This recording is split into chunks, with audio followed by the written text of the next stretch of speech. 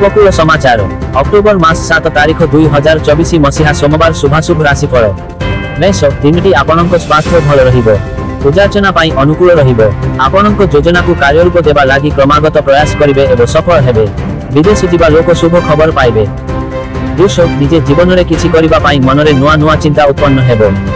नेतांक माध्यमरे लाभ पाइबे व्यवसाय रे लागि रहिथिबा बाधा दूर हेबो पारिवारिक जीवन शांतिमय हेबो मिथुन यातायात समय रे सावधानता अवलंबन करंतु किछि नुआ अनुभव हेबो पैसा जेमिति आसीबो सेमिति खर्च होइजिबो रे महत्वपूर्ण व्यक्तिक सहित साक्षात हेबो खाद्य पानीय प्रति सजग रहंतु कर्कट दिनटी आपणक लागि सब दृष्टिरु भल आपणक जीवन रे किछि नुआ परिवर्तन आसीबो विदेश रे चाकरी पाई प्रयास करुथिबा व्यक्तिक शुभ संकेत मिलि पारे होटेल और क्षुद्र व्यवसायीक लागि दिनटी लाभप्रद हेबो सिंह शुभग्रह अंक कृपा दृष्टि आपणक उपरे रहिछि सफलतार शिखर आड़कू अग्रसर हेबे आय वृद्धि हेबो बंधु बांधवंक सहित खुशी बांटिबे स्वादिष्ट खाद्य भोजन करिवे स्वास्थ्य प्रति टिके ध्यान दियंतु कन्या निजर मिष्ट व्यवहार रे सबु काम करिनेबे प्रबंधकर्ता आपणकु कोनोसी बड़ दायित्व देबे नुआ नुआ लोकंक सहित जोगाजोग हेबो कलाकारंकु कार्यक्रमर अनुबंध मिलिबो तुला सामाजिक कार्य रे महत्वपूर्ण भूमिका निर्वाह करिवे आपणकु केही बंधुतार हाथ बढ़ाइबे विद्युत और बड़ व्यवसायी माने नुआ करि पारंती वाहन किनिबा लागि मन बळिबो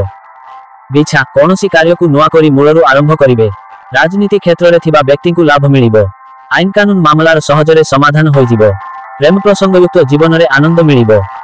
धनु आर्थिक लाभ पाई भल दिनटिए कोनोसी कामरु यथेष्ट लाभ पाइबे महिला माने जरूरी जिनिसपत्र किनिबा लागि बाजार को जिवे संध्या रे बंधुक सहित हसखुशी रे समय कटिबो